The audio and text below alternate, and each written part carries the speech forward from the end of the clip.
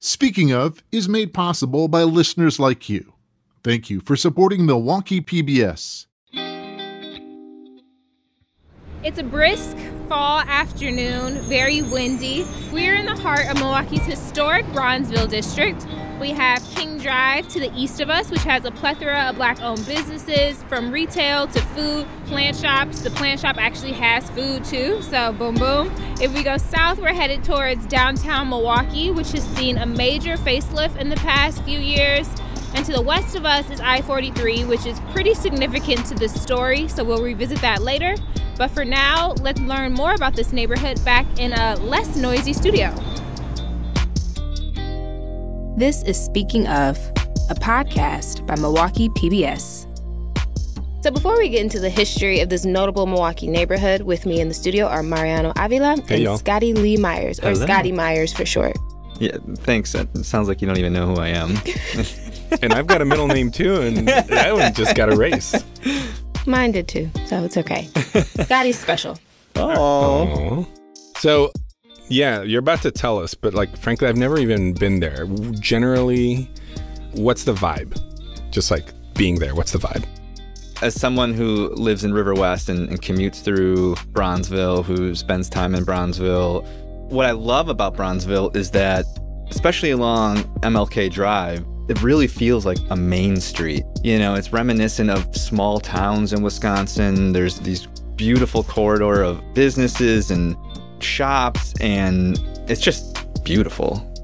I think for me, I didn't call it Bronzeville probably until like the last 2 or 3 years. It's just this area of town that I was very familiar with. I think of Garfield Days, which is like a street festival that happens every year. And we had family friends that own a house in Hollier Park. And we would always like park all our cars there and just walk down to the festival. And then I remember a soul food restaurant that my mom would take me and my sister to, like, it seemed like almost every week, but we like always were craving it. It was like our little girls' date was like to go to this soul food place. And it was really popular. It's called Josh Stacy's, and all the celebrities would go when they came in for like concerts. So when you would go in, you would see pictures of all these famous people on the wall. So we would just feel like super special. But it's now closed.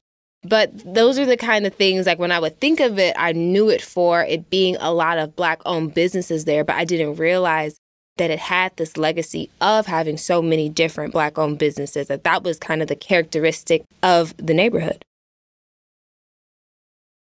Speaking of building a legacy, sometimes legacies have to be rebuilt. And in the case of creating generational wealth, there have been clear moments in U.S. history where people of color have had to build and rebuild foundations that were seemingly, if not completely, destroyed. For example, 2021 marks 100 years since the Tulsa Race Massacre, the attack and demolition of a prosperous Black business district referred to as Black Wall Street.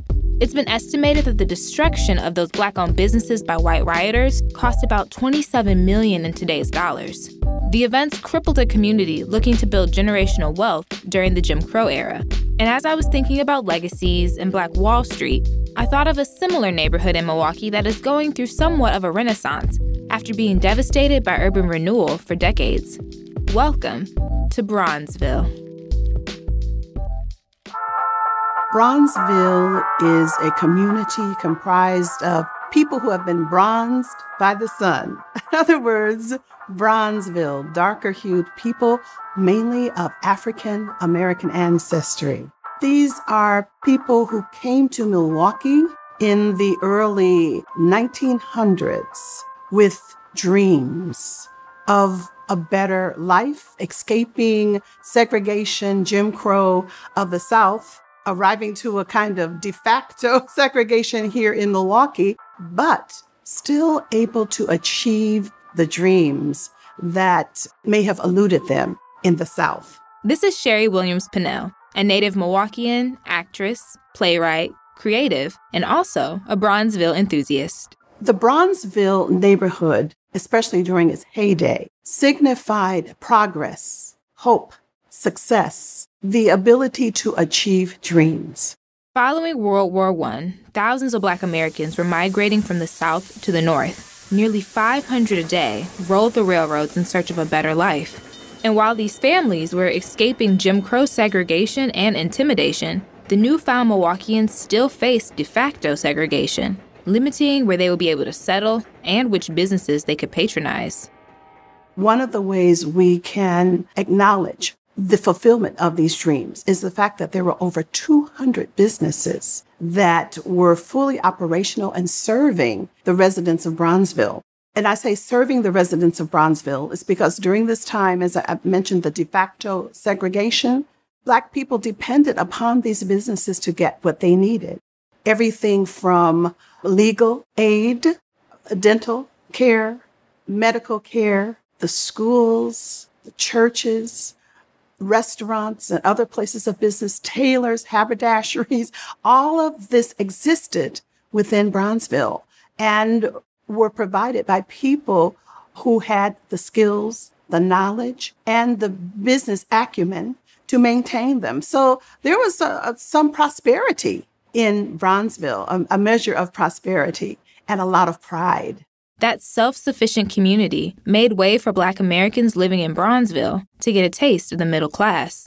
The dream was in being able to get an education for your children, to be able to have a job that would allow you to earn enough to purchase a home or to rent a home that was a decent home to live in, to raise a family in, to create a community.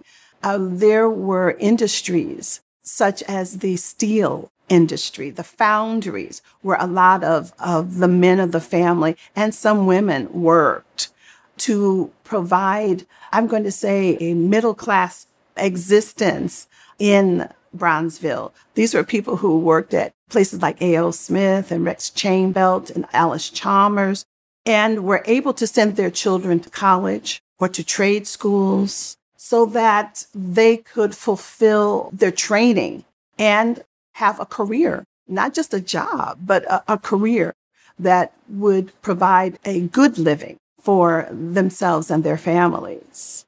Mariano and Scotty, one of the coolest things to me is that Brownsville wasn't just a gem to locals. There were notable celebrities that made their way through the district. Names like Duke Ellington, Billie Holiday, Ike, and Tina Turner.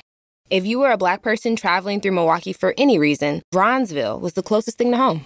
So, Lexi, who were some of the people in the community who made Brownsville golden? I think a prime example would be Artie and Wilbur Halyard. This couple founded the first Black-owned savings and loan association in the state of Wisconsin just a year after they arrived in Milwaukee. So Columbia Savings and Loan helped Black families secure home loans in a time where mainstream banks were vastly denying African Americans of loans. This was instrumental to a lot of families building roots and stability for their families. Now, you said that Brownsville was going through a renaissance. So what happened to Brownsville? The short answer, a freeway. The program involves the construction of 41,000 miles of expressway connecting every segment of the United States.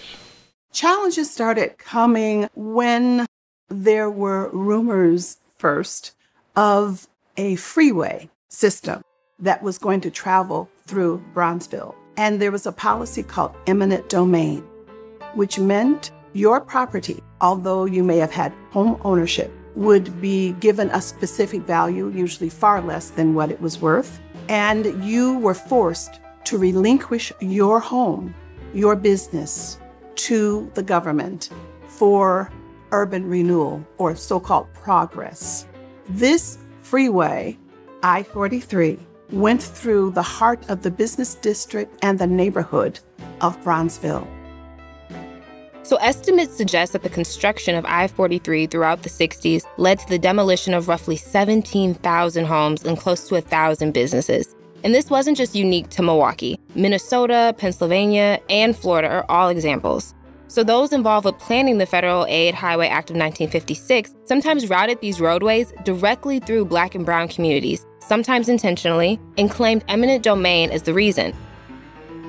Lexi, thank you for this story. I think it's so eye-opening and sort of comparing it or drawing lessons from Tulsa. Here we had Black Americans migrating here to the north, so hopeful and in this aspirational spirit, and then only to face segregation and limitations about patronage and where they can go to shop and eat and dine. And then comes eminent domain. And then comes eminent domain. But to build that beloved community, to become this beautiful Brownsville neighborhood where you're just all right, you're not going to help us out, society. We're going to build it ourselves. And how beautiful and magical is that? But then only, again, eminent domain to come and just derail that, literally. Destroy it. I mean, it like flattened it completely. And having them come back, that's inspiring to me. It really is. That was the thing that stood out to me when I was speaking with Sherry Williams-Pennell, was like I didn't, in my head, fully understand what that meant, that people literally were owning their homes and then the government was saying, you have to leave, and they were getting they weren't even getting the value that their homes were worth. And so much of owning a home is building that equity and establishing that like collateral so you have a secure foundation if you choose to move. But she spoke to me just about so many people were so mentally impacted by that, not just financially, but the mental impacts of themselves. Like, okay, I feel so violated that I'm trying to work towards this idea of the American dream, and you're literally ripping it away from me.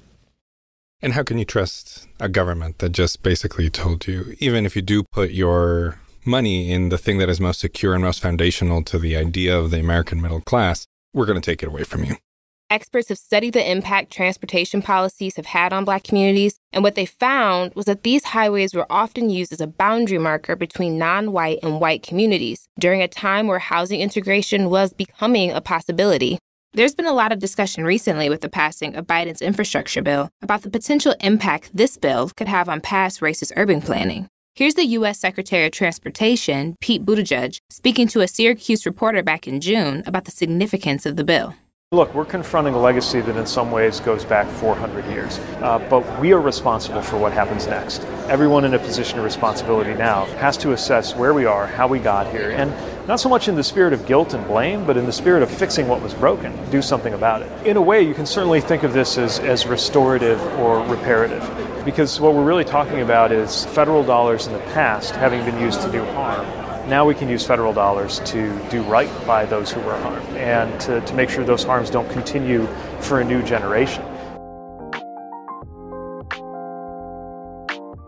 Now, I'll be honest, I've only just started to learn about the rich history of Bronzeville over the past few years. And I think a big part of me learning about this history has been seeing so many new and up-and-coming businesses plant themselves in Bronzeville. Businesses like the Brownsville Collective. Hi, I'm Lilo Allen, co-founder of the Brownsville Collective, MKE. We are a collaborative storefront, so that means we have about 25 to 30 different Black, Brown, queer, and ally-owned brands represented in the space. So our goal, our mission is to provide retail space and visibility for creatives who might not otherwise be able to have that representation so close to downtown Milwaukee. And you know what's funny? Lilo says she had the name before they even had a space in Bronzeville. That's how sure she was on where she wanted their storefront to be. At one point, Brownsville had the most businesses per capita in the United States.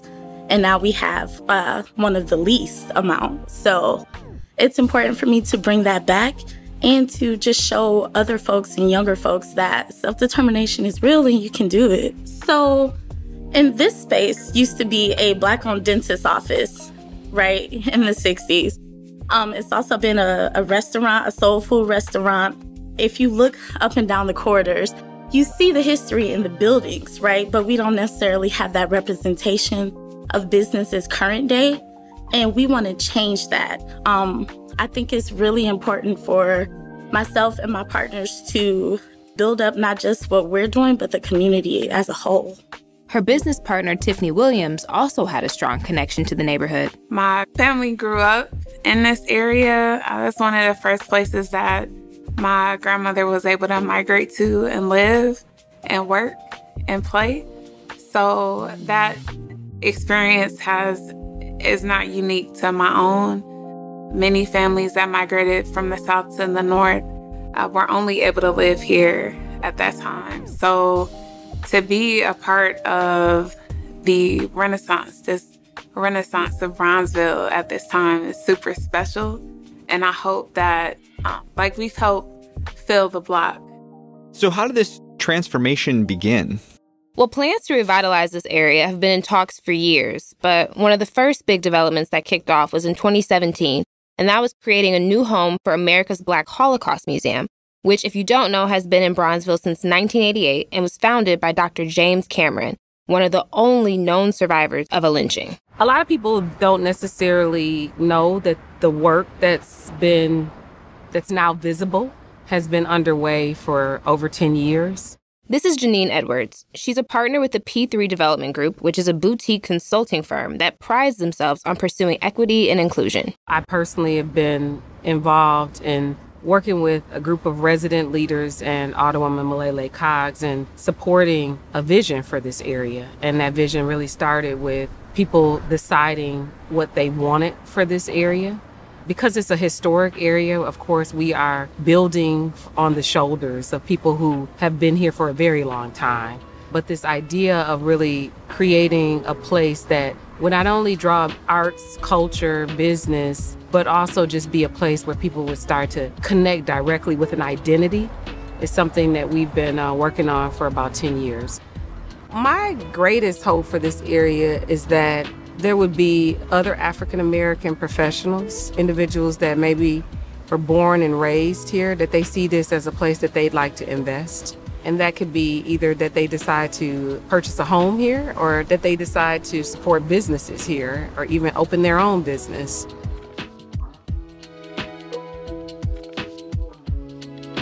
And there have been a lot of these businesses being opened by young people in the past couple of years.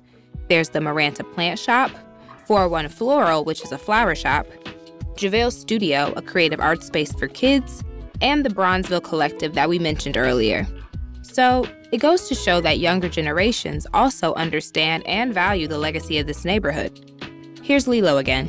The Renaissance in Brownsville that's growing right now is beautiful. So we see all of these new spaces popping up shop-wise, ourselves included. We see the murals coming up. Visual art is growing here.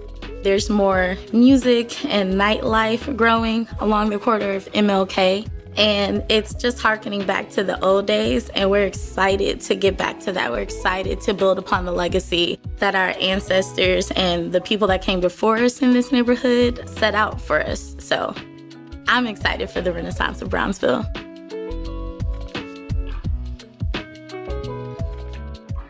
Well, friends, I hope you enjoyed that guided audio tour of Bronzeville. Any takeaways? Loved it. Yeah, I think it's impressive that communities are starting to really come into their own and pool resources to do things that maybe individually they can't do. So when you talk about allyship or things like that, when it moves into an economic space like this, I think it's a lot more powerful for communities of color to band together and do the things they can't do individually. It's inspiring. So, Lexi, tell me, what do you think is in store for Bronzeville in the near term and the long term? So throughout the pandemic, we saw that several businesses were able to start brick and mortar locations for whatever, maybe it was a pop-up shop, maybe they were running it online. So that was really exciting to see. I know Maranta was one of those, 401 Floral was one of those. But when I was talking to Janine Edwards, she mentioned that there were still some more, such as Niche, which is an up-and-coming coffee shop and wine bar, but also a bookstore. So you kind of get the trifecta if you're like me and you like to drink either coffee or wine with your novel of choice. There are a few others that are coming about. So it's exciting to see that these businesses that have already found success in the city are choosing to start their brick and mortar, like a solid foundation essentially in the Bronzeville neighborhood, which is only continuing that legacy of entrepreneurship. Bronzeville is what makes Milwaukee great. It's an incredible story. It's got an amazing history and future. I mean, I think we're all excited about it. Great. Thanks, guys. Thanks, Lexi. Thank you. This has been Speaking Of, a podcast by Milwaukee PBS. I'm Alexandria Mack. Thanks for listening.